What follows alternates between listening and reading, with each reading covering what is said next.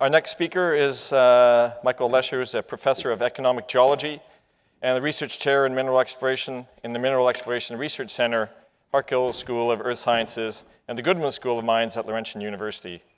He has worked on iron deposits in Labrador, Quebec, gold deposits in Western Australia and the Southern Appalachians, VMS lithogeochem in Australia, Canada, and the US, and nickel, copper, PGE deposits in Brazil, China, Western Australia, Manitoba, Ontario, and Northern Quebec. He is presently serving as principal investigator and director of the $15 million Mineral Exploration Footprints Project, and is a co-investigator on the $100 million Metal Earth project based at Laurentian University. Thanks, Joel.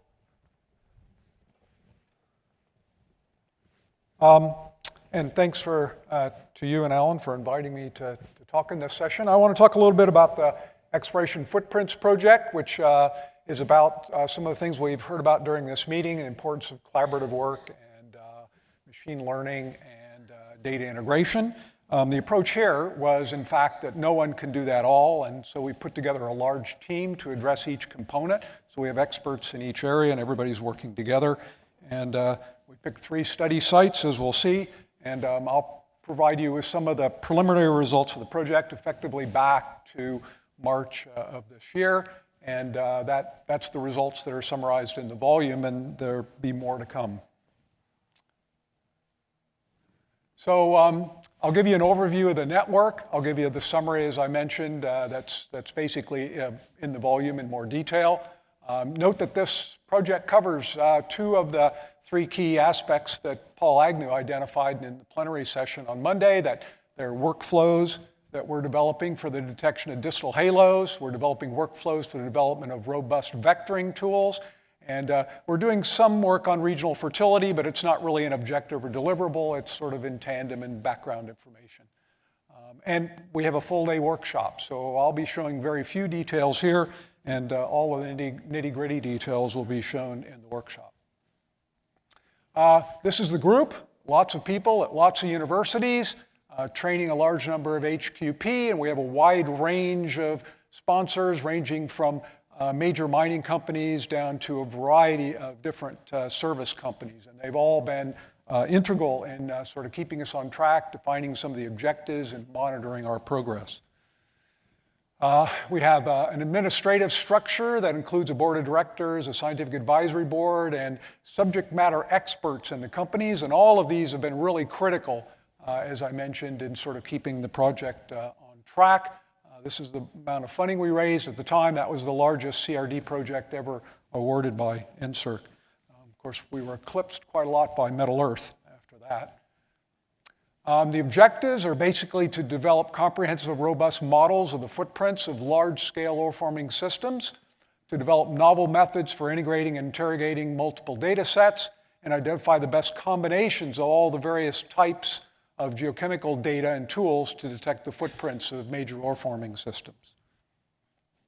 Our study sites were selected by establishing the usual criteria for having a large group go in. It had to be able to accommodate a large number of people. It had to be data-rich, and it had to be of interest to the sponsors, a large number of sponsors. So we ended up with a disseminated load gold deposit at Malartic, Quebec, the Canadian Malartic deposit, the Athabasca uranium, in particular MacArthur River and Millennium systems, and Highland Valley Copper as our 3 study sites. So they have some similarities in terms of alteration and sort of structural controls on mineralization. But other than that, they cover a range of deposit types of interest to the sponsors at the time. So the research methodologies, we studied the full ore systems from the very distal edges to the ore zones. We used a combination of new and legacy data. We tried to include as much legacy data as we could, trying to level it and add to it with our own data.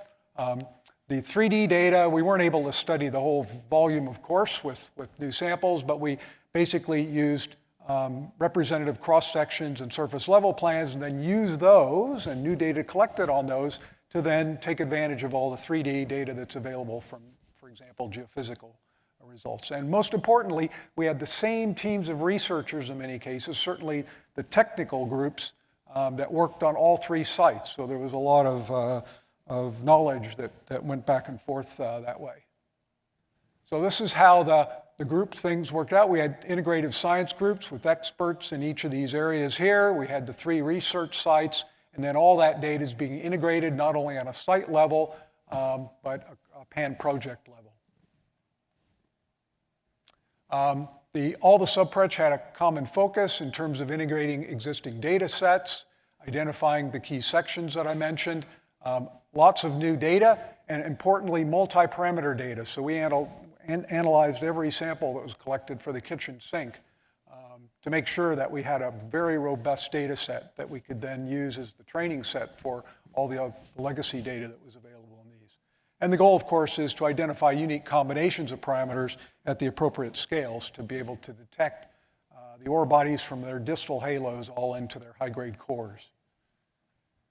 This is sort of how it worked. We have actual geology that's imperfectly sampled. We have a variety of different methods and techniques. We can apply constraints to those and invert the data. In this case, we can invert geophysics. We can invert geochemistry to modal mineralogy. It's been talked about in several talks at this meeting. We have derived data then and direct data. We integrate that. We have to level it, interpolate where needed, and then we apply a variety of different statistical methods and non-statistical methods to process the data. We use a common data integration model, a common earth model, as John McGaughey has called it. We've used GoCAD and the Miro Mining Suite in order to provide that common framework. So the major deliverables are fully integrated multi-parameter footprint models, maps and sections of the detectable features of the ore systems, and importantly, a database of physical rock properties. Every sample was analyzed for a full suite of physical rock properties. The geophysical data was reprocessed to some degree, and there were modifications applied to existing tools and methods to enhance the measurement and detection. So the results so far here are at the gold site. We've got over 60 different vector components, as we'll see, and about 15 mineralogical footprint components. The uranium site, 20 combinations of vectors and footprints at McArthur River and 30 at Millennium. They vary with stratigraphy and they're strongly controlled by structure. And at the copper site, which started a little bit late for logistical reasons, we've still got 15 new mineralogical, mineral chemical, and so forth vectors extending the footprint significantly further than previous work. This is just some of the data. I don't expect you to read it all, and I'm not going to read through it, but that's the kind of data that went into our gold database and the Common Earth model. This is what the Common Earth model looks like. So all the geology, all the faults, all the mineralogical, geochemical data, surfacial data, everything are in there. This is a summary of some of the vectors that we saw. So I'm going to show a blow-up of this, but basically mineralogy and petrophysics. We've broken it down into the lithologies. There's metabasic dikes that turn out to be a little bit more reactive to the altering fluids, a combination of all lithologies, meaning in both media, and then the host metasedimentary rocks, the more abundant rocks. We zoom in on that upper one there. We can see we've got different minerals, for example, and in some cases it's a mineral in-out sort of reaction that can be established petrographically or by other methods. In some cases, the proportions vary and provide a vector rather than a footprint. And there's a wide range of these that I'm not going to go through. All these tables and all the figures, in fact, that I'm showing you are in the volume. These are for the metasedimentary rocks, so there's some overlaps, but of course the mineralogy is a little bit different in the metasedimentary rocks, and they're a little less reactive to the geochemical fluid. So a range of footprints, as we call them, or at least components of the footprint, and vectors that actually allow us to go in from the distal margins into the mineralized zone.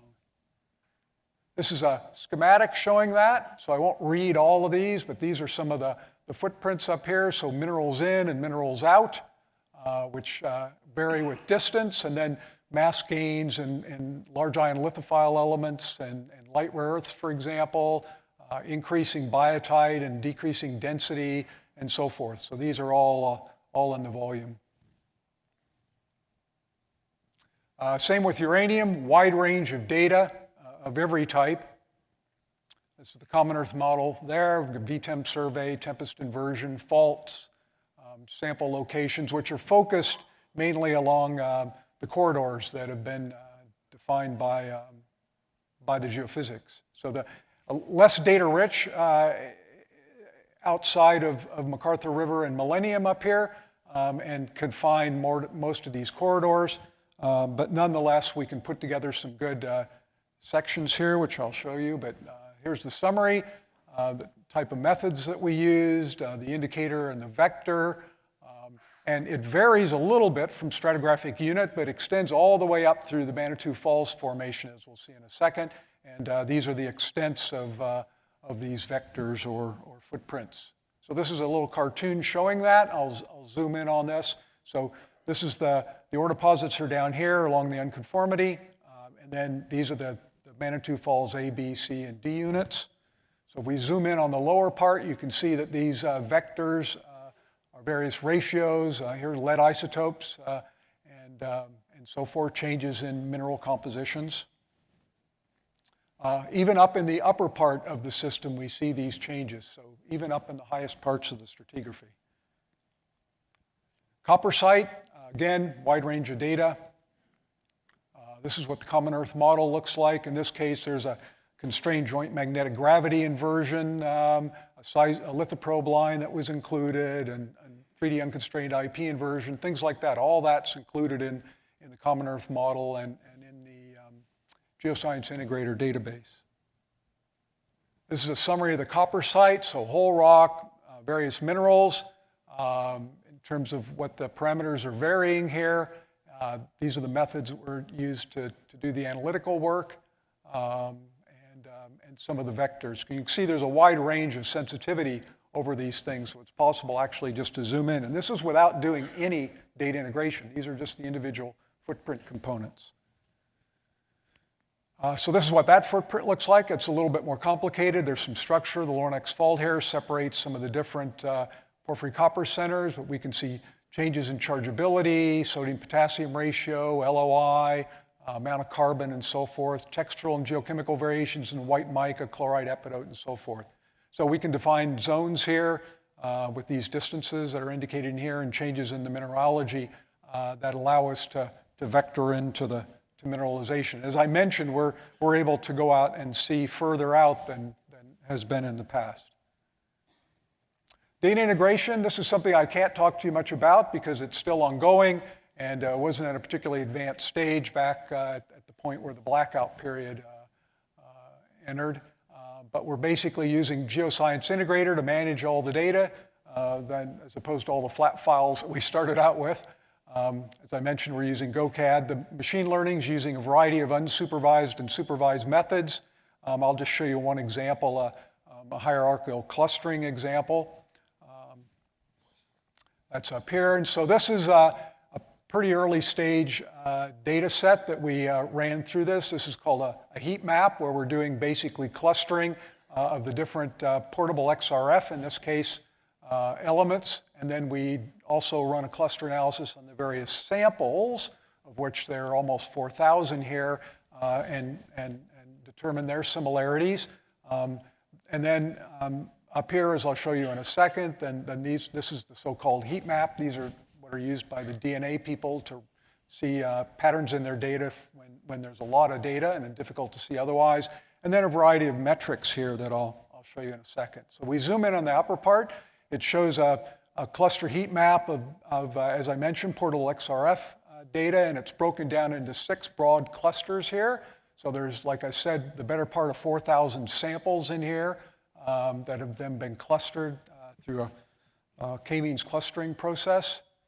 The lower part basically shows the distance from the core, 0 to 4, 5, 6 kilometers up here, logged alteration strength, pyrite abundance here, and gold abundance by fire assay. The tall purple squares on that diagram that sort of go through here like this basically outline additional mineralized subclusters.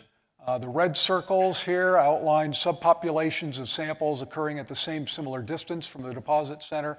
And the green squares here rows and sometimes columns capture high abundance groups, and the columns capture particularly distinctive specimen groups. So there's a huge amount of information that's sort of hidden in here, and you can sort of go along and work your way through all these, much as you could with a principal component analysis, and work out what all these mean. So for example, high silica appears to have a positive relationship with mineralization alteration, but some samples with elevated gold might have low silica if there's another alteration type present. So this is the power of machine learning, is that you can have, in fact, you're not homogenizing the data and working on the mean of the whole thing. You can actually go around and individually analyze different clusters that might be prospective for mineralization, and you might get multiple solutions to the integration.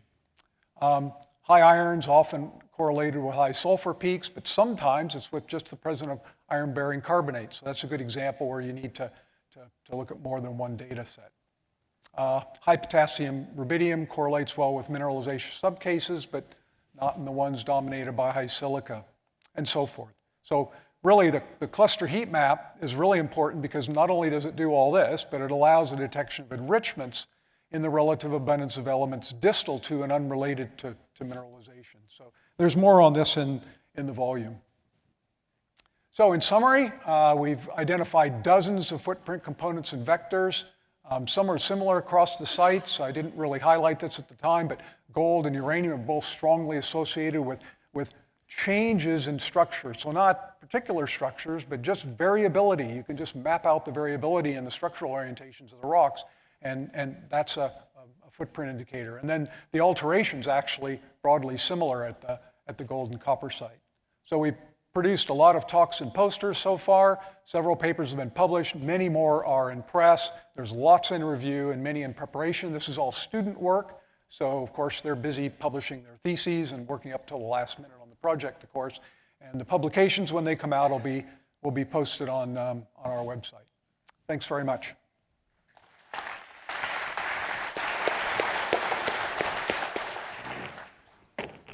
Yeah, thanks, Mike. Any questions?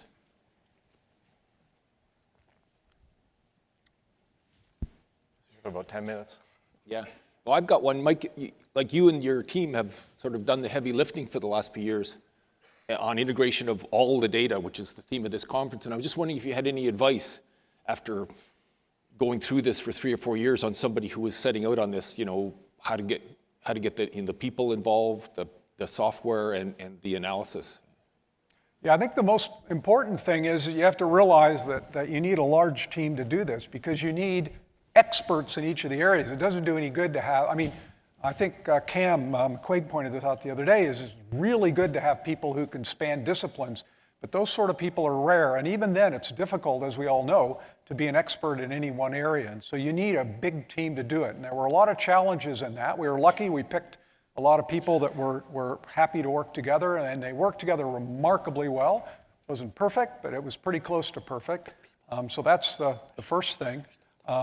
The other thing is that we really underestimated the time it took to do the data integration. So that's why you're not getting a lot of that now, even though we're 6 months away from the end of the project. That's a really time-consuming process for reasons that Guy just pointed out, is that it's a really slow process when you're starting to crunch large data sets. So that's really more challenging. The good news is, along the way, is that there's lots of footprints and vectors that can come out of just doing more with your data. I'm up next. Yeah, okay. Yeah, any other questions for Mike? You said warn Yeah, you. one So. question.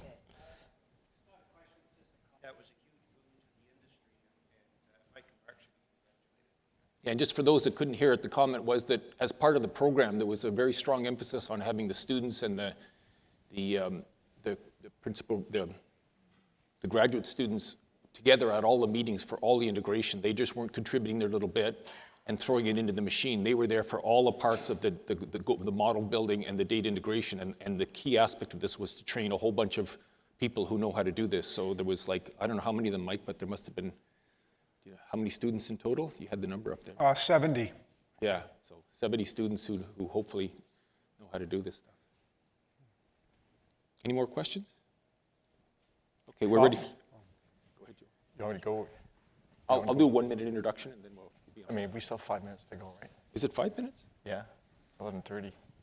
Oh, sorry, 11:30. So I said, Sorry, if anyone I'm has helping. any questions, since we do have 5 minutes, either for Michael or for Guy. Yes. Mike, Charles Baudry, my question's for Mike. What's the view right now of how the learnings from the footprints are going to be moved into the Metal Earth program?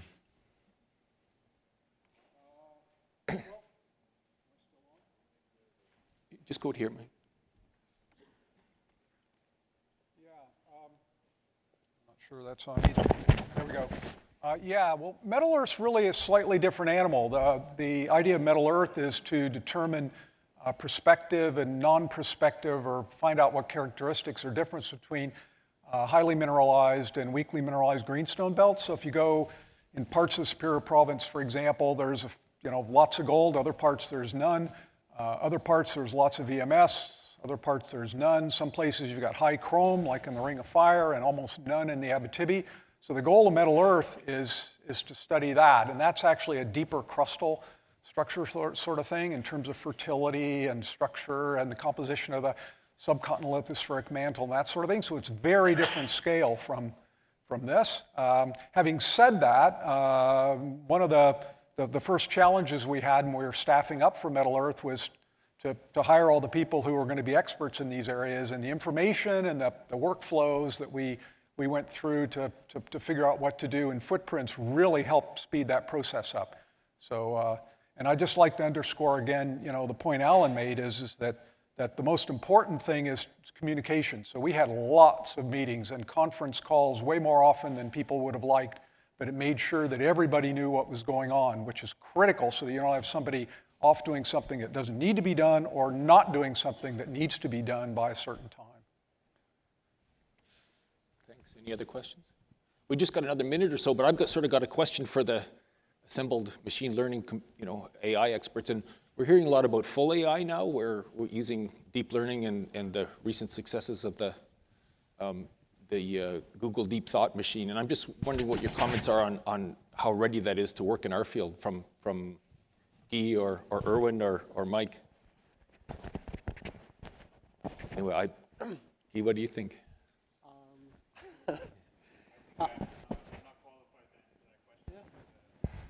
What about Erwin? I mean, that's one of the punch of my presentation, actually.